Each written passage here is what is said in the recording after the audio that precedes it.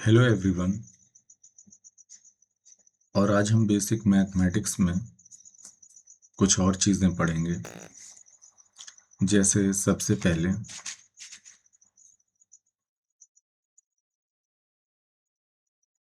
ये सिलेक्ट कर लूँ।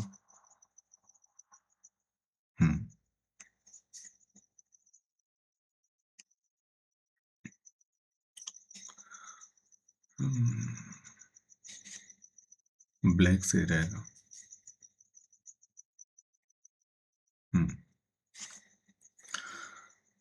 तो सबसे पहले सेट ऑफ इंटीजर्स,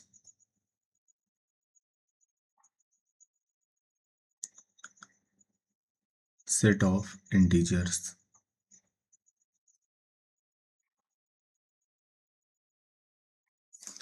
ये जो आपका सेट ऑफ इंटीजर्स है इसको कैपिटल आई से रिप्रेजेंट करते हैं। और यहाँ पे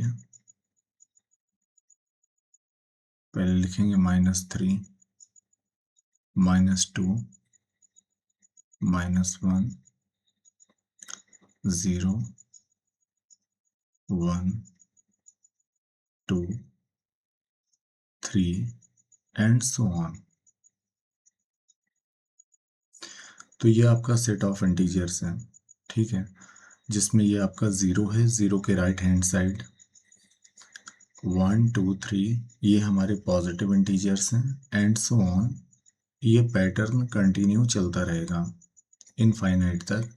और लेफ्ट हैंड साइड -1, -2, -3 ये आपका डिक्रीज होता रहेगा। -3 के लेफ्ट में आएगा -4, फिर -5। तो इस तरह ये वैल्यू डिक्रीज होती जा रही है और माइनस इनफाइनाइट तक जाएगी। तो ये आपका है सेट ऑफ इंटीजर्स।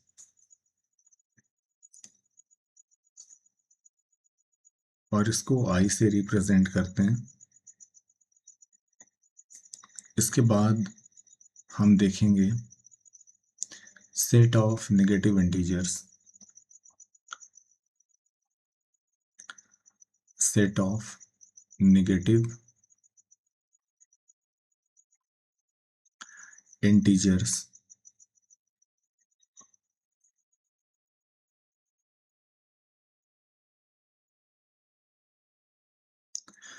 और इसको हम रिप्रेजेंट करेंगे आई और माइनस। ये जो एक्सपोनेंट है ना, एक्सपोनेंट में सिर्फ माइनस लगा देंगे। ये सेट ऑफ नेगेटिव इंटीजर्स है, इसको रिप्रेजेंट करने का तरीका है। अभी करली ब्रैकेट बनाएंगे और फिर हमारा -3, -2, -1। तो ये आपका सेट ऑफ नेगेटिव इंटीजर्स है।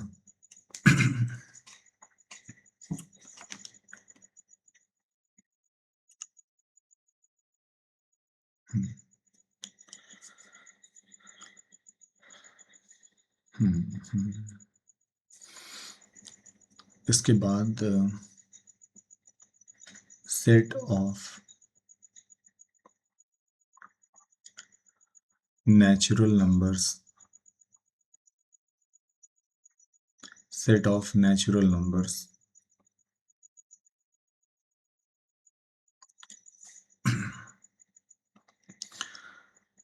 इसको करली ब्रैकेट बनाएंगे और लिखेंगे 1, 2, 3 and so on.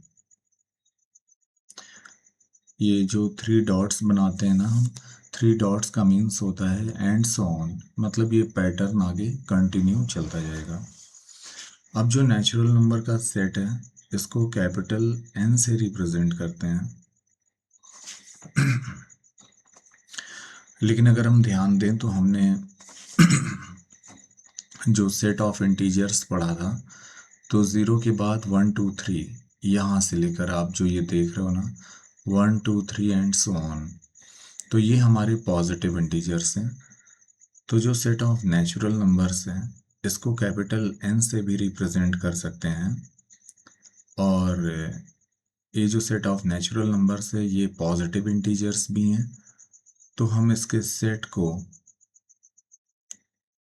Capital I और इसकी एक्सपोनेंट कर देंगे प्लस, तो हम इससे भी रिप्रेजेंट कर सकते हैं। ठीक है, set of natural numbers.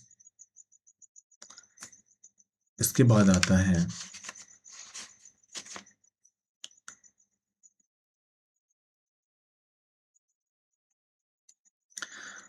Set of whole numbers.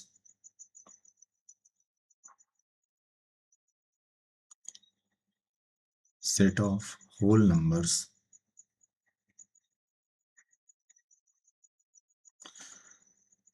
इसको हम जो सेट ऑफ होल नंबर्स हैं, आपको पता है पहले जीरो आएगा, 0 1 2 3 एंड सो ऑन, ऐसे ही आगे एक्सटेंड होता जाएगा। तो शुरुआत 0 से होती है। ठीक है। हम्म अब ये जो सेट ऑफ होल नंबर्स है, इसको हम कैपिटल W से रिप्रेजेंट करते हैं, और इसको लिखने का एक तरीका और है, और या फिर हम इसको एक तरीके से और भी रिप्रेजेंट कर सकते हैं कि अब ये सेट ऑफ होल नंबर्स में क्या है, सेट ऑफ होल नंबर्स में 0 इंक्लूड है और हमारे पॉजिटिव इंटीजर्स भी इंक्लूड हैं। अगर आप देखोगे तो ये 1 2 3 4 एंड सो ऑन, ये पॉजिटिव इंटीजर्स हैं और 0 भी है। तो इसको हम एक तरीके से और भी रिप्रेजेंट कर सकते हैं। पॉजिटिव इंटीजर्स के लिए तो i और इसकी एक्सपोनेंट प्लस कर देंगे, यूनियन यूनियन और इस करली ब्रैकेट में 0। तो हम सेट ऑफ होल नंबर्स को ऐसे भी रिप्रेजेंट कर सकते हैं, जिसमें 0 भी इंक्लूड है और पॉजिटिव इंटीजर्स भी इंक्लूड है। और अगर हम देखें तो जो सेट ऑफ होल नंबर्स है ना, उसको हम एक चीज़ और बोल सकते हैं, एक और चीज़ बोल सकते हैं, non negative set of whole numbers को हम बोल सकते हैं set of non negative integers.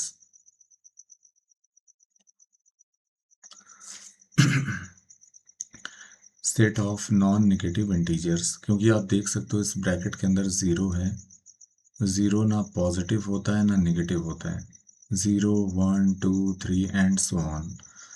तो हम सेट ऑफ होल नंबर्स को बोल सकते हैं set of non negative integers, ये भी बोल सकते हैं। और ये जो आपका set of non negative integers है ना, मैं यहाँ लिख देता हूँ, set of non negative integers, इसको और हम क्या लिख सकते हैं, तो हम जितने भी इंटीजर्स हैं ना, इंटीजर्स के सेट को हम i से रिप्रेजेंट करते हैं, और अगर हम इससे नेगेटिव इंटीजर्स के सेट को सब्ट्रैक्ट कर देते हैं तो हमें मिलेगा non negative integers. Set of non negative integers हमें कैसे मिलेगा, i, कैपिटल I का मतलब होता है सेट ऑफ इंटीजर्स, और हम इससे सब्ट्रैक्ट कर देंगे set of negative integers, i minus, ये एक्सपोनेंट में माइनस है, तो जब इंटीजर्स के सेट से नेगेटिव इंटीजर्स को सब्ट्रैक्ट कर देंगे तो जो बचेगा वो set of non negative integers बचेगा, जिसे हम सेट ऑफ होल नंबर्स भी बोलते हैं।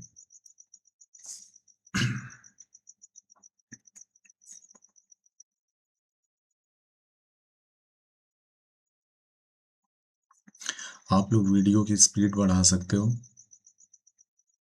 क्योंकि मैं बहुत आराम से पढ़ा रहा हूँ, अगर आप स्पीड बढ़ा देंगे तो भी कोई प्रॉब्लम नहीं होगी। ठीक, इसके बाद आता है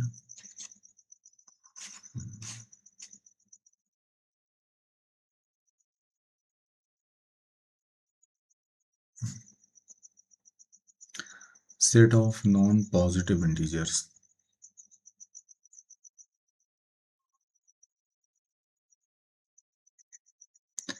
set of non-positive integers.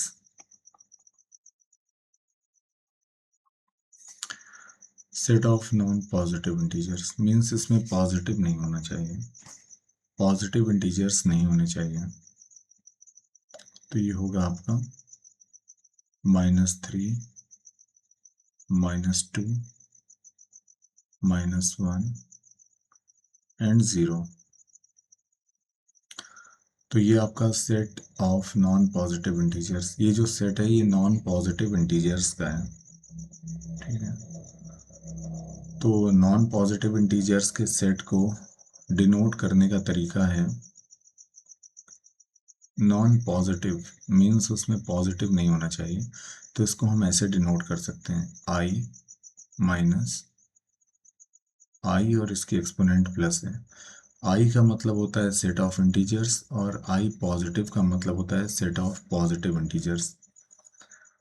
तो जब हम सेट ऑफ इंटीजर्स से सेट ऑफ पॉजिटिव इंटीजर्स को सब्ट्रैक्ट कर देंगे तो जो बचेगा वो होगा set of non positive integers, ठीक है। और या फिर हम इसको ऐसे भी समझ सकते हैं, एक तरीका और है, इसमें ये जो आपका set of non positive integers है इसमें सेट ऑफ नेगेटिव इंटीजर्स हैं और ज़ीरो है, तो हम इसको ऐसे भी लिख सकते हैं set of negative integers union 0।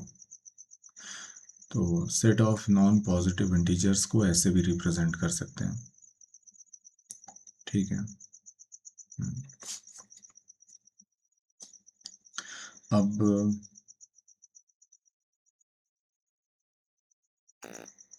ये जो नॉन पॉजिटिव होता है ना, non positive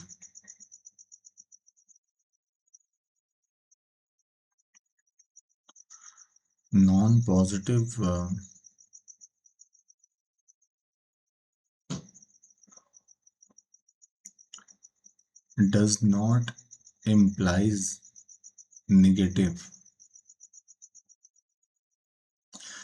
non positive does not implies negative। Non positive का मीन्स सिर्फ नेगेटिव नहीं होता है, ये जो आपका नॉन पॉजिटिव है ना, नॉन पॉजिटिव का मीन्स होता है non positive implies negative plus 0। तो नॉन पॉजिटिव का मीन्स सिर्फ नेगेटिव नहीं होता है, नॉन पॉजिटिव का मतलब है नेगेटिव प्लस 0, ठीक। इसके बाद एक चीज और बतानी है मुझे,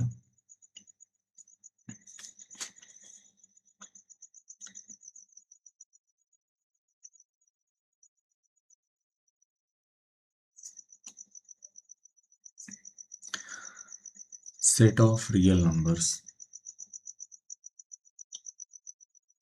सेट ऑफ रियल नंबर्स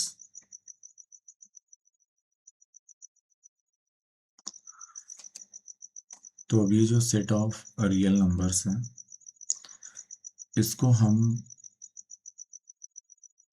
करली ब्रैकेट के अंदर रिप्रेजेंट नहीं कर सकते, मतलब करली ब्रैकेट के थ्रू हम इसको शो नहीं कर पाएंगे। तो इसके लिए हमें कंटिन्यूअस सेट का यूज़ करना पड़ेगा, क्योंकि जो रियल नंबर्स होते हैं और इनका जो साइज होता है वो बहुत बड़ा होता है, ठीक है। तो रियल नंबर का जो सेट होता है इसको हम कैपिटल R से रिप्रेजेंट करते हैं और ओपन ब्रैकेट के अंदर हम लिखते हैं माइनस इनफाइनाइट से लेकर इनफाइनाइट तक, दोनों तरफ ओपन ब्रैकेट लगाते हैं, क्योंकि ये जो इनफाइनाइट है ना, इनफाइनाइट ये सिर्फ एक सिंबल है, ये सिर्फ एक सिंबल है, ये एक नोटेशन है और ये एक आइडिया है। इट इज एन आइडिया ना, तो ये एक सिंबल है, ये एक आइडिया है और ये एक नोटेशन है। मतलब कोई ऐसा नंबर जो हो सकता है बहुत बड़ा नंबर हो, बट हम उसे नहीं जानते, हम उसे डिफाइन नहीं कर सकते, तो उसके लिए इस सिंबल का यूज़ किया जाता है। और वो नंबर पॉजिटिव भी हो सकता है और नेगेटिव भी हो सकता है। तो बहुत बड़ा नंबर, एक पॉजिटिव नंबर जिसको हम नहीं जानते, तो उसके लिए इस सिंबल का यूज़ करते हैं। और अगर बहुत छोटा नंबर है तो उसके लिए माइनस इनफाइनाइट इस सिंबल का हम यूज़ करते हैं। तो actually it is an idea, it is a notation. ठीक है, तो ये कोई नंबर तो है नहीं, तो इसलिए हम capital R, set of real number को कैपिटल आर से रिप्रेजेंट करते हैं। And we use continuous set to denote real numbers. Real numbers को डिनोट करने के लिए हम कंटिन्यूअस सेट का यूज करते हैं। तो ओपन ब्रैकेट लगाते हैं दोनों तरफ, माइनस इनफाइनाइट कॉमा इनफाइनाइट। ठीक है, इसके बाद अगर हम बोलेंगे set of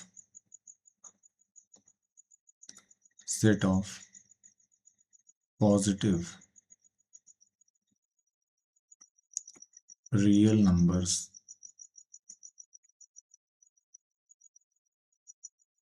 set of positive real numbers, तो जो पॉजिटिव रियल नंबर्स है ना, उसको कैपिटल आर प्लस से रिप्रेजेंट करते हैं। और इसको हम कैसे लिखेंगे, पॉजिटिव रियल नंबर्स, तो 0 से लेकर इनफाइनाइट, दोनों तरफ ओपन ब्रैकेट लगाया है, यानी 0 इंक्लूड नहीं है, 0 आपका इंक्लूड नहीं है।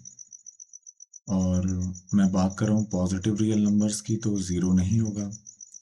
फिर 0 के आगे जो भी नंबर्स होंगे जो मोर देन 0 होंगे, फिर कंटिन्यू जितने भी नंबर्स होंगे वो सभी आपके होंगे पॉजिटिव रियल नंबर्स। ठीक है, तो इसको ऐसे रिप्रेजेंट करते हैं।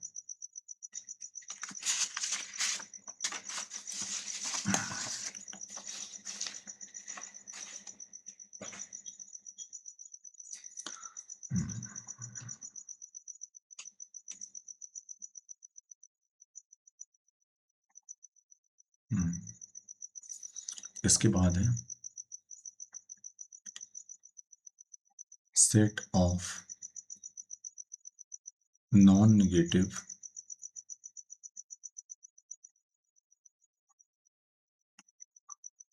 Set of non negative real numbers.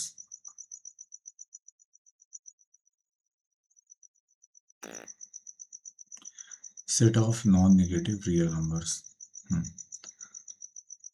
तो ये जो लिखा हुआ है ना नॉन नेगेटिव, तो हमें नेगेटिव नंबर्स का यूज नहीं करना है।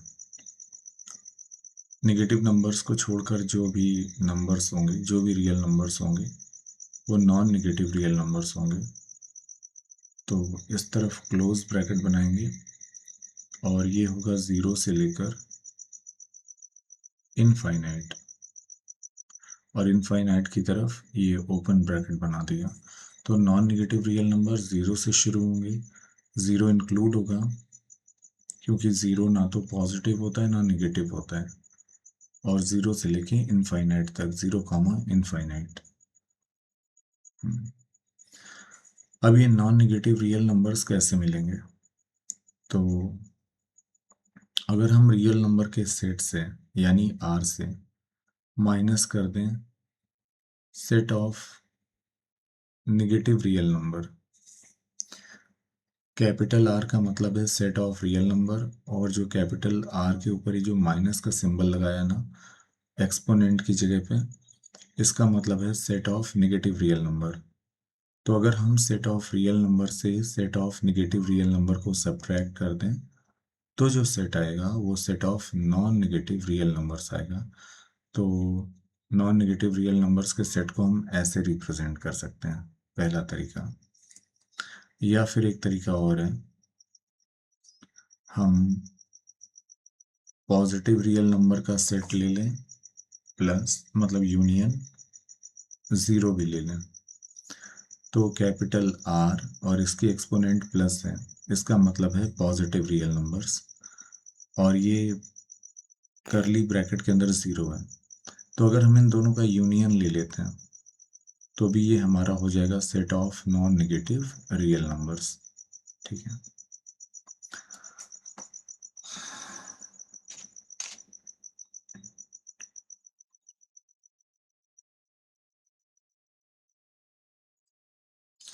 इसके बाद आता है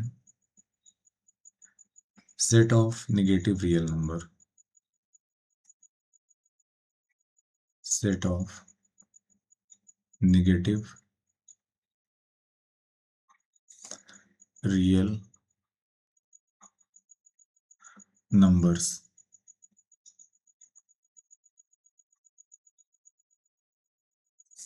set of negative real numbers,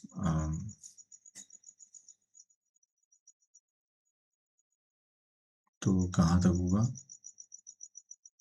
ये ओपन ब्रैकेट बनाएंगे माइनस इनफाइनाइट कॉमा ज़ीरो, और यहाँ भी ओपन बना देंगे, ज़ीरो इंक्लूड नहीं करेंगे। तो set of negative real numbers minus infinite comma zero.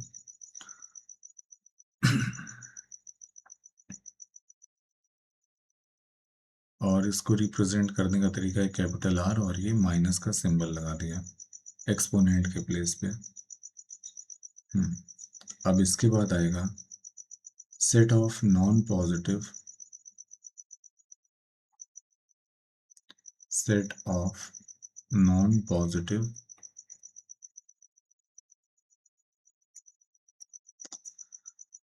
Real number, real numbers. Set of non positive real numbers, non positive यानी कि ये पॉजिटिव रियल नंबर्स नहीं होना चाहिए, जो हम सेट लेंगे उसमें पॉजिटिव रियल नंबर्स नहीं होना चाहिए। तो कहाँ से कहाँ तक आएगा, ये आएगा माइनस इनफाइनाइट से लेकर ज़ीरो तक, और ज़ीरो की तरफ क्लोज बन जाएगा, क्योंकि इन्होंने नॉन पॉजिटिव बोला है तो नॉन पॉजिटिव में ज़ीरो तो आएगा। ठीक है, तो माइनस इनफाइनाइट से लेकर ज़ीरो तक, ये आपका है set of non positive real numbers.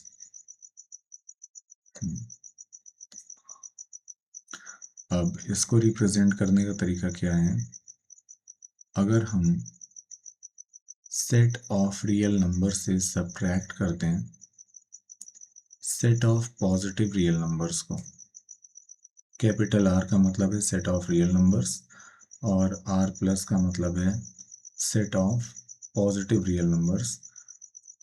तो अगर हम सेट ऑफ रियल नंबर से set of positive real numbers को सब्ट्रैक्ट कर दें तो जो आएगा वो आएगा set of non positive real numbers. या फिर एक तरीका और है, हम क्या कर सकते हैं कि जो हमारा set of negative real number है उसमें मुझे ऐड करना है ज़ीरो, तो मैं लिख दूंगा यूनियन ज़ीरो। तो जो हमारा set of negative real number है अगर हम उसके साथ ज़ीरो ले लें तो हमें मिलेगा set of non positive real number. तो ये भी तरीका है set of non positive real number को रिप्रेजेंट करने का, और ये भी तरीका है। ठीक है, अब इसके बाद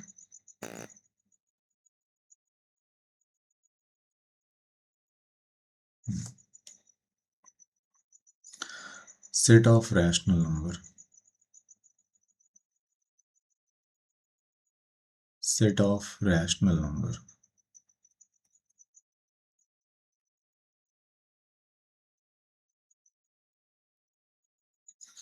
तो जो सेट ऑफ रैशनल नंबर है इसको कैपिटल क्यू से रिप्रेजेंट करते हैं, और इसको लिखने का तरीका है कुछ ऐसे, करली ब्रैकेट बनाएंगे the set of all x such that, ये कॉलन का सिंबल बनाएंगे x is equal to p upon Q, where P and Q belongs to integer and Q does not is equal to 0। तो इसको ये लिखने का तरीका है सेट ऑफ रैशनल नंबर को the set of all x.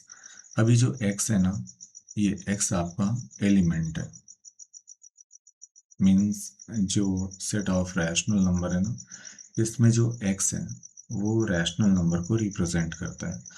तो x को हम p अपॉन q के फॉर्म में लिखते हैं। p और q इंटीजर्स होते हैं, लेकिन एक कंडीशन ये दी गई है कि जो q होगा वो 0 के इक्वल नहीं होगा। डिनोमिनेटर वैसे भी 0 नहीं होगा। अगर डिनोमिनेटर 0 हो जाएगा तो ये नॉट डिफाइन हो जाएगा। That is Y q does not is equal to 0। अब इसके बाद है set of irrational numbers. Set of irrational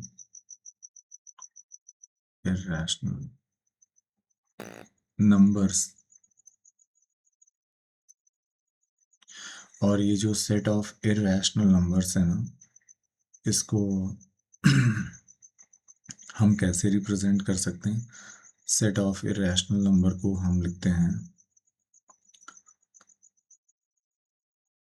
Q है, और क्यू के ऊपर ये छोटा सा सी बना दो, मतलब कि कॉम्प्लीमेंट ऑफ क्यू।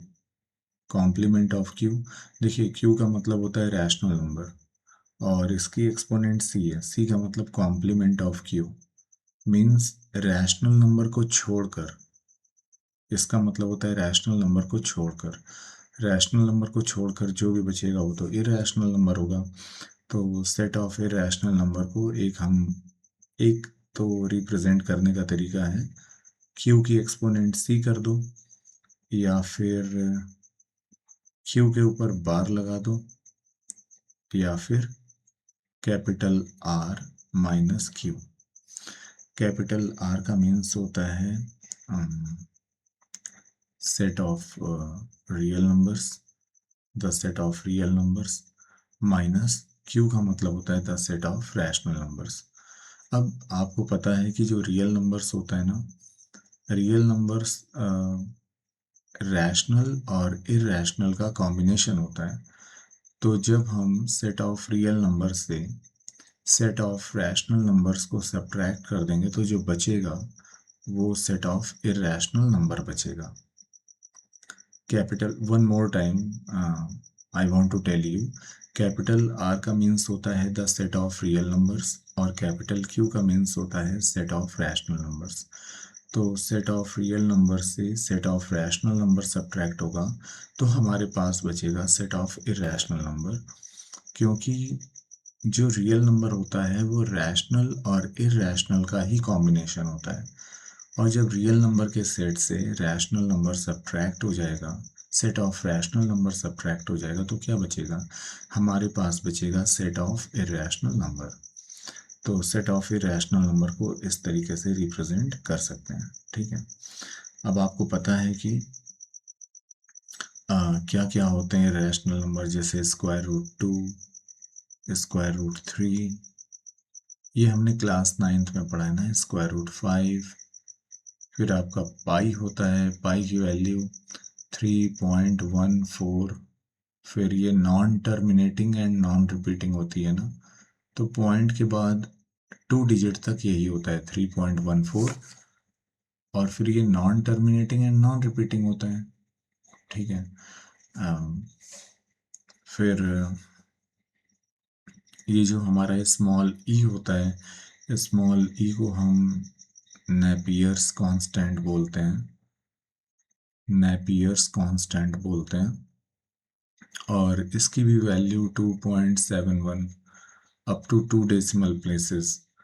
और फिर इसके बाद non terminating and non repeating, आपको पता है इरैशनल नंबर का मीन्स होता है non terminating and non repeating.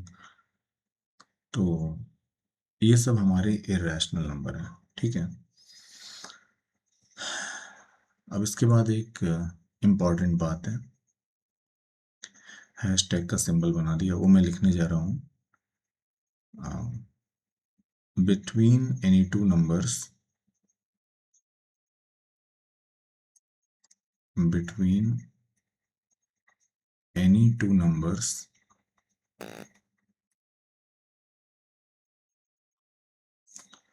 on the number line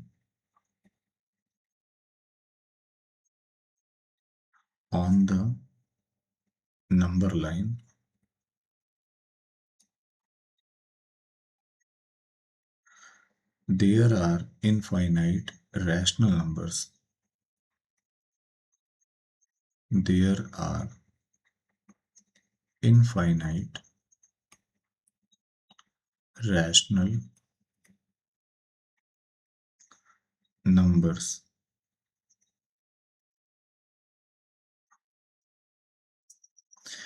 and infinite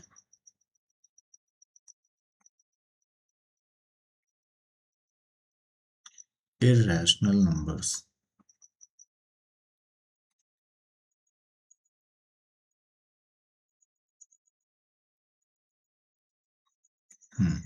So between any two numbers on the number line, there are infinite rational numbers and infinite irrational numbers. तो अगर कोई number line है, उस number line पे हम कोई भी दो नंबर ले लें, जैसे 2 and 3, तो 2 और 3 के बीच जो है ना इनफाइनाइट रैशनल नंबर्स होंगे और इनफाइनाइट इरैशनल नंबर्स भी होंगे। क्लास 9th में तो ये हम लोगों ने अच्छी तरीके से पढ़ा ये सब चीज़ें। अब एक चीज़ और है, एक इम्पॉर्टेंट बात और है।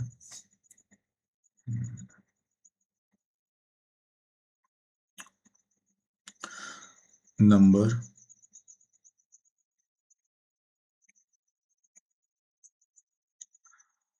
just greater than or less than number just greater than or less than a given number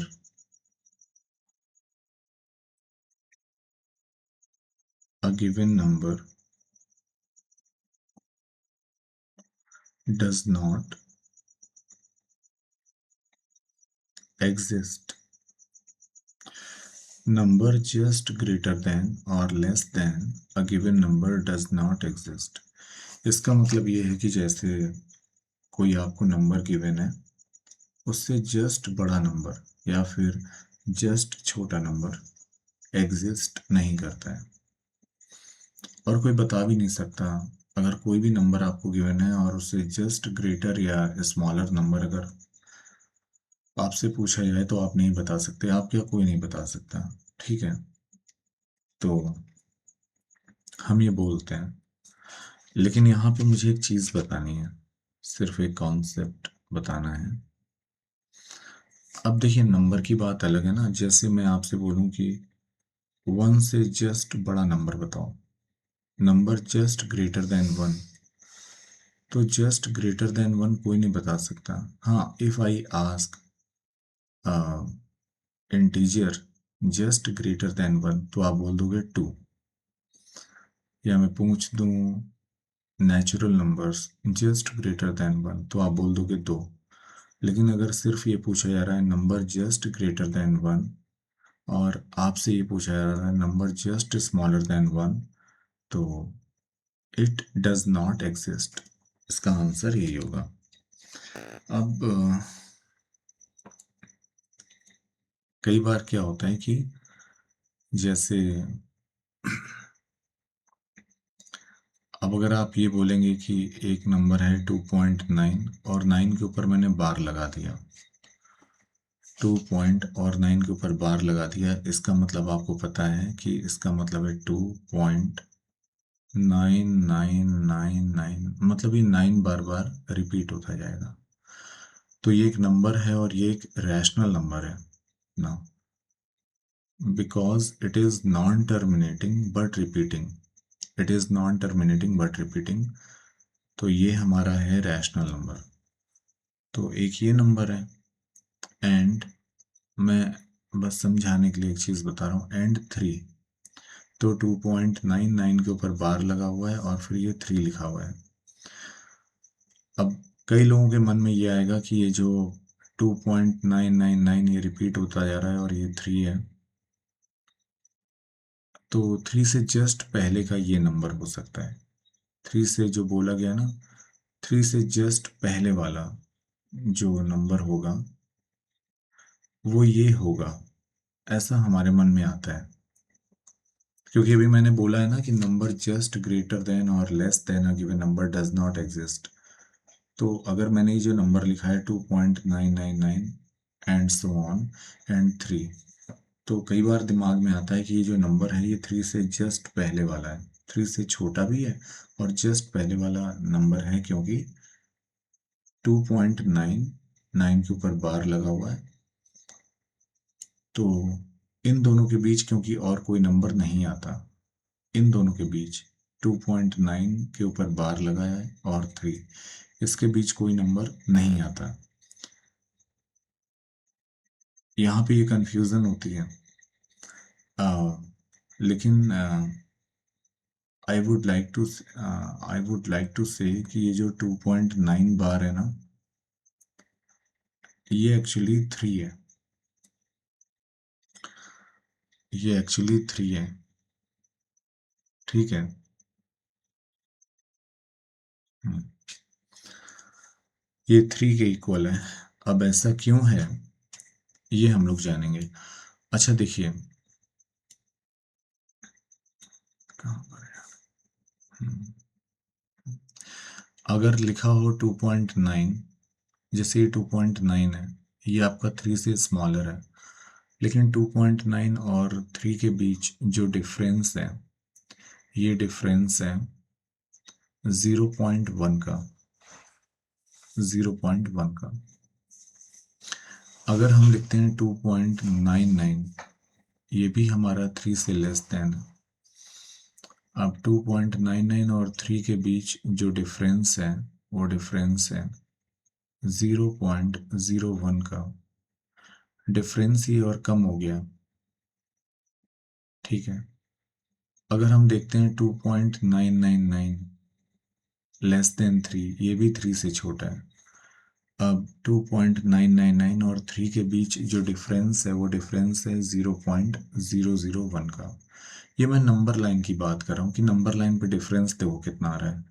ये डिफरेंस कम होता जा रहा है। 2.9 इज लेस देन 3, 2.9 हमारा 3 से छोटा है, लेकिन 2.9 और 3 के बीच जो डिफरेंस है वो 0.1 का है। इसके बाद 2.99 it is also less than 3, लेकिन 2.99 और 3 के बीच जो डिफरेंस है वो 0.01 का है। इसके बाद 2.999 it is also less than 3, अब इनके बीच डिफरेंस 0.001 का है। तो जो डिफरेंस है वो कम होता जा रहा है, बिल्कुल कम होता जा रहा है। मतलब अगर देखा जाए तो नंबर लाइन पे, मतलब जो लोकेशन है 3 की लोकेशन और 2.9999, मतलब सोचो जरा, इसको आप मिलियन टाइम्स कर दो 999, तो नंबर लाइन पे 3 और 2.999 इनफाइनाइट, मतलब अब मैं इनफाइनाइट की बात नहीं कर रहा हूँ। अभी मान लो आपने 999 कर दिया 1 मिलियन टाइम्स, तो इन दोनों पॉइंट की लोकेशन, मतलब पास, मतलब एक ही नंबर लाइन पे ये दोनों पॉइंट सेम लोकेशन पे बढ़ते जा रहे हैं। कहने का मतलब ये है कि अभी ये 2.3 टाइम्स 9 है। अगर मैं अभी लिख दूं कि 2.4 टाइम्स 9 कर दूं, 9999 लेस देन 3, ये 3 से छोटा है, लेकिन अभी इन दोनों के बीच कितना डिफरेंस है, इनके बीच डिफरेंस है 0.0001 का। तो आप देख रहे हो ना, डिफरेंस कम होता जा रहा है। मतलब नंबर लाइन पे आप ये समझो कि 2 पॉइंट, ये जैसे एक ये पॉइंट है और एक ये पॉइंट है, इसको मैंने बोल दिया 3 और इसको पहले मैंने बोला था 2.9। ठीक है। जैसे ही हमारी नंबर लाइन है ऐसे समझो आप, यहाँ पे 3, यहाँ पर 3 है और यहाँ पर है 2.9, समझना। अब अगर ये 2.99 है तो ये और करीब आ जाएगा, 2.999 है और करीब आ जाएगा, 2.4 टाइम्स 9 है और करीब आ जाएगा। तो लोकेशन जो है ना अप्रोक्सीमेटली सेम होती चली जाएगी। तो फाइनली क्या है कि ये जो 2.9 और 9 के ऊपर बार लगा है ना और ये 3 है, इन दोनों की लोकेशन नंबर लाइन पे बिल्कुल सेम होगी, सेम होगी। उसका रीज़न क्या है बताता हूँ आपको। उसका रीज़न ये है,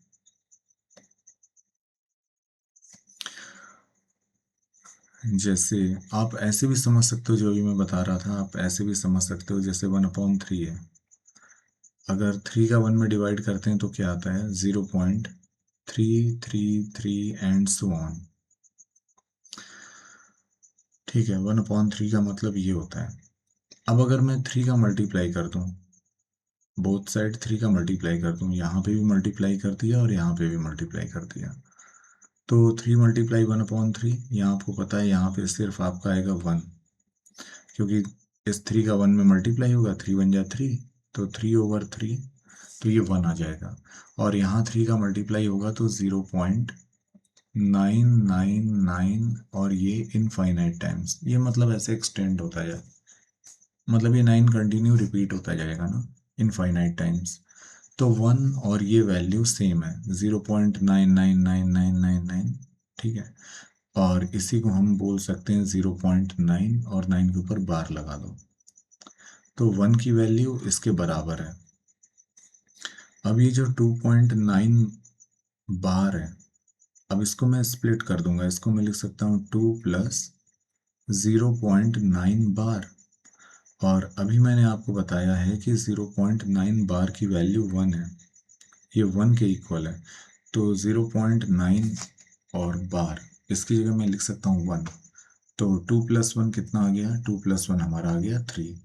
that is why I am saying कि ये जो नंबर है आपका नॉन टर्मिनेटिंग बट रिपीटिंग 2.9 बार, ये 3 के इक्वल है। तो नंबर लाइन पे इन दोनों की लोकेशन सेम होगी, मतलब नंबर लाइन है, अब ये एक पॉइंट है, जिस पॉइंट पे 3 है, अब इसी पॉइंट पे 2.9 बार, क्योंकि 2.9 बार और 3 दोनों सेम है, तो ये जो आपका है ये वाला जो पॉइंट है, ये 3 को भी डिनोट करेगा और 2.9 बार को भी डिनोट करेगा, ठीक है। तो हम ये बोल सकते हैं कि 3 से जस्ट पहले वाला नंबर जो है ना ये नहीं होगा। जैसे कई बार मन में आता है कि शायद ये हो सकता है, 3 से पहले वाला नंबर ये हो सकता है 2.999 एंड सो ऑन, तो वो नहीं होगा। अच्छा एक चीज़ है,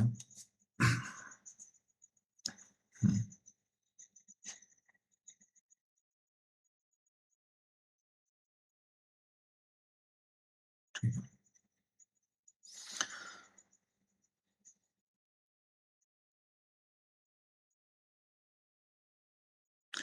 अब ये क्लोज ब्रैकेट है और मैंने लिख दिया 5,9, क्लोज्ड ब्रैकेट है।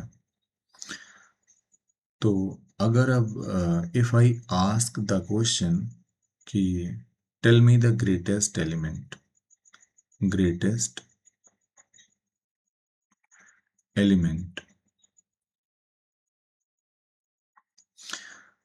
तो यहाँ पे जो ग्रेटेस्ट एलिमेंट है वो है 9, and if I asked least element, तो लीस्ट एलिमेंट हमारा 5 है, ठीक है। लेकिन अगर हम ओपन ब्रैकेट बना दें और लिखते हैं 5,9, and now if I asked greatest element,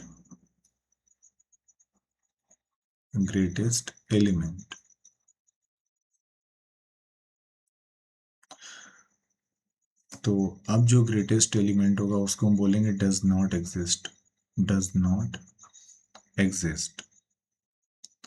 अब ऐसा क्यों बोल रहे हैं, उसका एक रीज़न है, क्योंकि ओपन ब्रैकेट है, तो 9 तो हमारा इंक्लूड होगा नहीं, 9 हमारा एक्सक्लूड होगा, और 9 से जस्ट पहले वाला, 9 से जस्ट छोटा नंबर जो होगा वो ग्रेटेस्ट एलिमेंट होगा।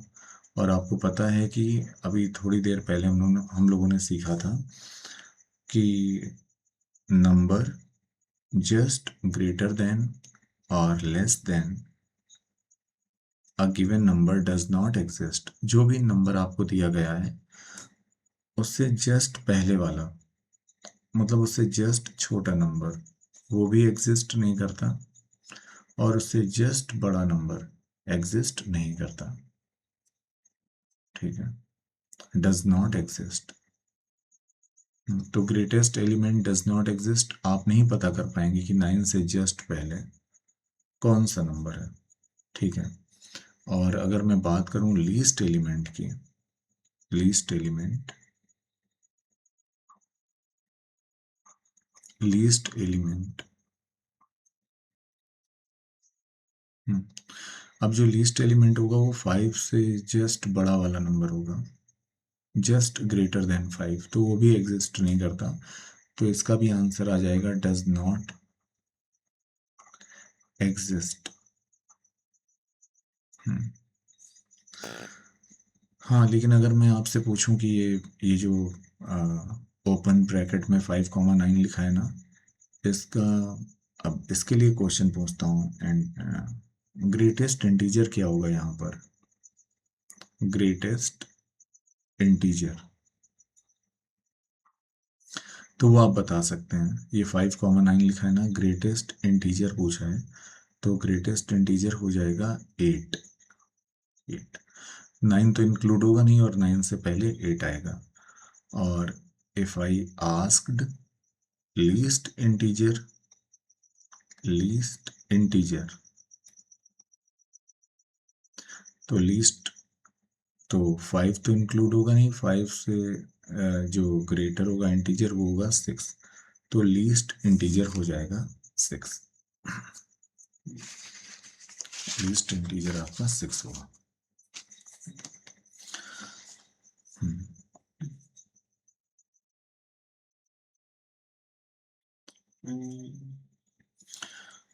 अब कुछ नहीं है, अब कुछ चीजें और हैं।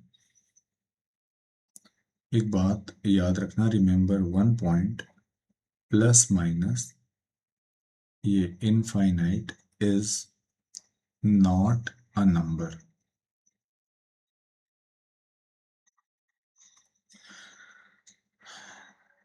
तो ये जो प्लस माइनस इनफाइनाइट है ना, इज नॉट अ नंबर, ये सिर्फ एक आइडिया है, ये सिर्फ एक नोटेशन है, ये नंबर नहीं है। ठीक है, और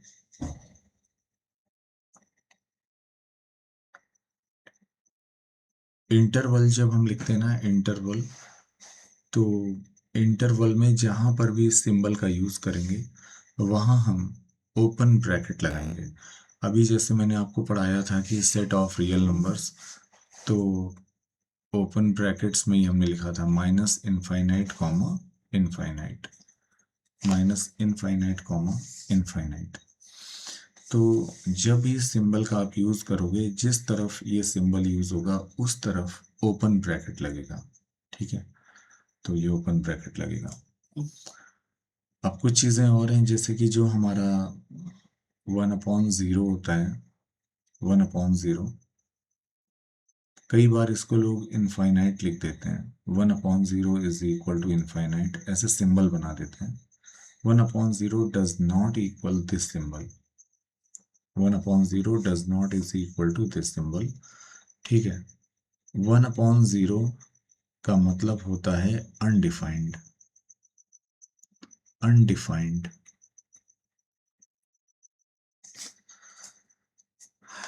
तो 1/0 does not is equal to infinite, it is undefined. Similarly अगर 1 ये सिंबल यूज हुआ है ना इनफाइनाइट, तो इट इज नॉट इक्वल 0, ये 0 के इक्वल नहीं होता। ठीक है, तो 1 ये जो सिंबल यूज हुआ है इसको भी हम बोलते हैं अनडिफाइंड। ठीक है, तो 1/इनफाइनाइट ये जो सिंबल यूज हुआ है, तो इट इज इक्वल टू 0 ना, actually it is not equal to 0, it does not equal 0। One upon infinite ऐसे सिंबल यूज करते हैं, इसको भी हम अनडिफाइंड बोलते हैं, undefined. One upon zero undefined, one upon this symbol undefined. ठीक है, अब कुछ सिंबल और हैं, जैसे एक सिंबल है, एक सिंबल ये इस तरीके का, इस सिंबल को हम बोलते हैं फॉर ऑल। अब इसका कैसे यूज करेंगे क्वेश्चंस में, इसको कैसे समझेंगे आगे हम जानेंगे, बट फिलहाल इस सिंबल को हम बोलते हैं फॉर ऑल। ठीक है, और एक ये सिंबल है, ये उल्टा ई बना दिया ना, ये ई बना दिया, तो इसका मतलब होता है देयर एग्जिस्ट। ये जो उल्टा ई बना हुआ है ना, इसका मतलब होता है there exist, there exist.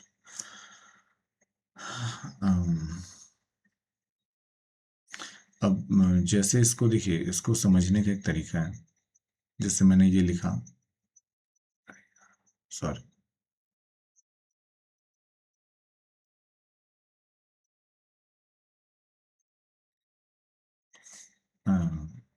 such that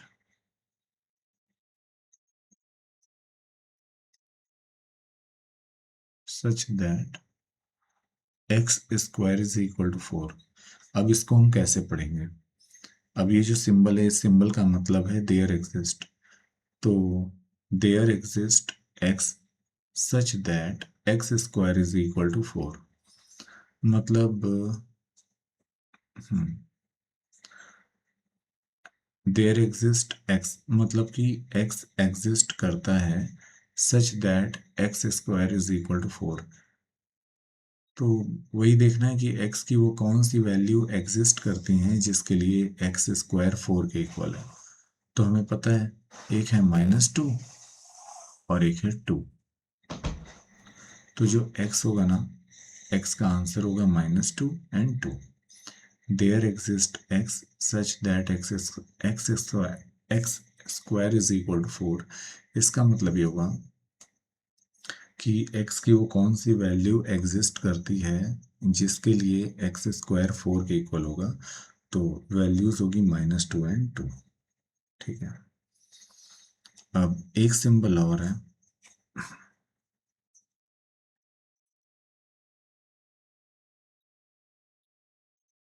एक सिंबल और है, आपने देखा होगा कि सिंबल ऐसा यूज होता है, एरो बना रहता है, इसको बोलते हैं इम्प्लाइज, इम्प्लाइज।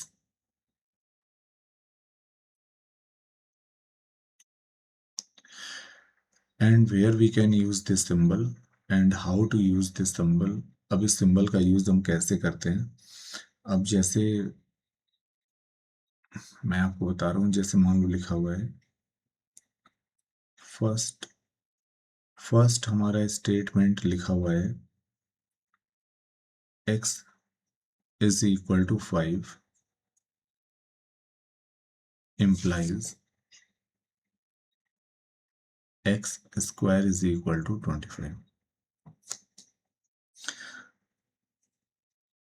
तो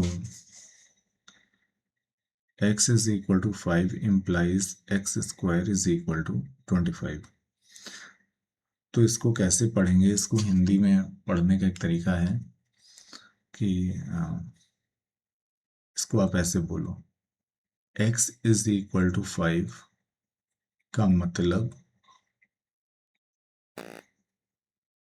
x is equal to 5 का मतलब का का नहीं नहीं नहीं, थोड़ा सा रुक जाना, एक मिनट, सॉरी।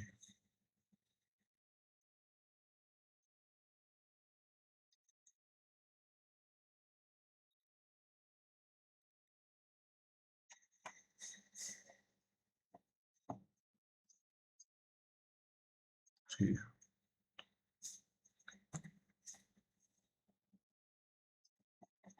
चलो मैं आगे लिख देता हूँ, स्पेस है मेरे पास।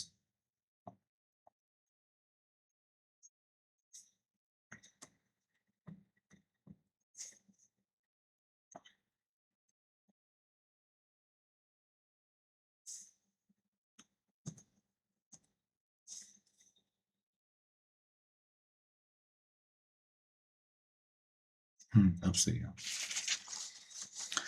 x इज इक्वल टू 5,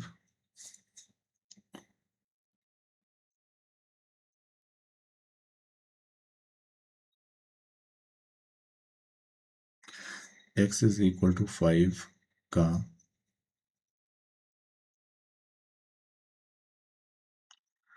ये मतलब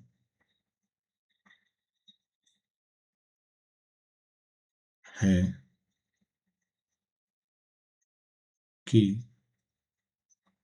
x square is equal to 25 होगा। तो ये जो लिखा है ना x is equal to 5 implies x square is equal to 25, तो आप इसको बोलो x इज इक्वल टू 5 का ये मतलब है कि x square is equal to 25 होगा। तो ये बात सही है, तो ये हमारा लिखने का तरीका सही है। ठीक है, x is equal to 5 implies x square is equal to 25। अगर x की वैल्यू 5 है तो एक्स स्क्वायर जो है ना 25 होगा, ये सही है। अब अगर मैं लिख दूं सेकेंड,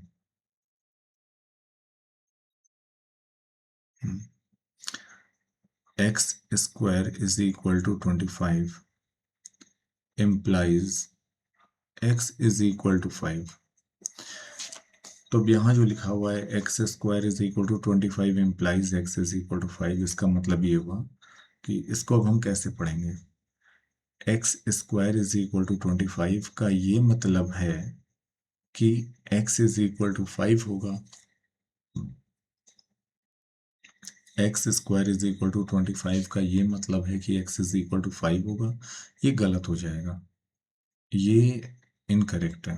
ये करेक्ट कब होगा, अगर हम इसको ये लिखेंगे x square is equal to 25 implies x is equal to plus minus 5। क्योंकि अगर हम x की वैल्यू 5 लेते हैं तो 5 का स्क्वायर भी 25 होगा। अगर हम x की वैल्यू -5 लेते हैं तो -5 का स्क्वायर भी 25 होगा। नाउ इट इज करेक्ट, ये सही तरीका है ना। तो ये सेकेंड हो गया। इसके बाद थर्ड की बात करते हैं।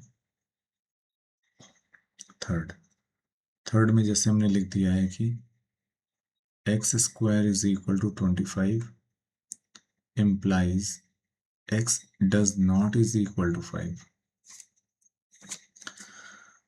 अब यहां पर अगर हम इसको पढ़ेंगे तो ऐसे पढ़ेंगे x square is equal to 25 का ये मतलब है कि x 5 के इक्वल नहीं होगा।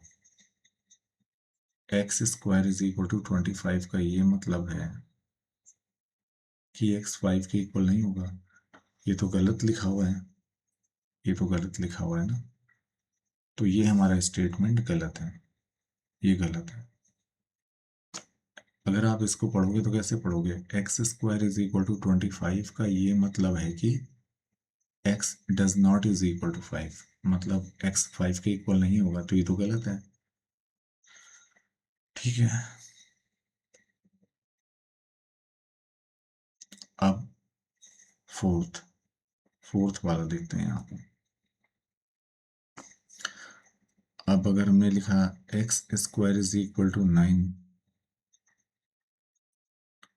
Does not implies does not implies x is equal to 3। X square is equal to 9 does not implies x is equal to 3। इसका मतलब ये हुआ कि इसको अब हम कैसे रीड करेंगे, how to read. X square is equal to 9 का ये मतलब नहीं है, क्योंकि अब डज नॉट इम्प्लाइज है ना, तो x square is equal to 9 का ये मतलब नहीं है कि x इज इक्वल टू 3 होगा। तो हाँ, ये बात सच है, क्योंकि x की दो वैल्यूज है ना। x के प्लेस पे अगर हम 3 पुट करेंगे तो भी 9 होगा, और x के प्लेस पे -3 पुट करेंगे तो भी 9 होगा। तो यहाँ पे जो लिखा हुआ है ना X square is equal to 9 does not implies x is equal to 3, यानी X square is equal to 9 का ये मतलब नहीं है कि x इज इक्वल टू 3 होगा। ये बात सच है, क्योंकि प्लस का भी 3 होगा और माइनस का भी 3 होगा, तो ये आपका स्टेटमेंट करेक्ट है, ये करेक्ट है, ठीक है, डज नॉट इम्प्लाइज।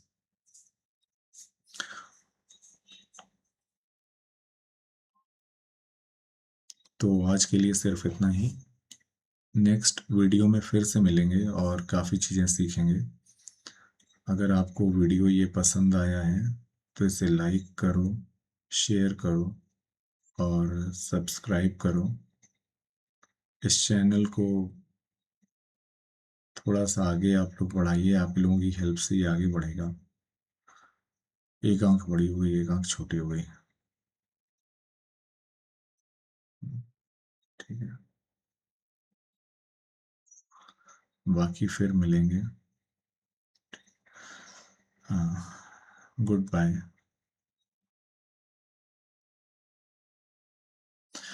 ठीक है, तो फिर मिलेंगे नेक्स्ट वीडियो में। Thank you very much.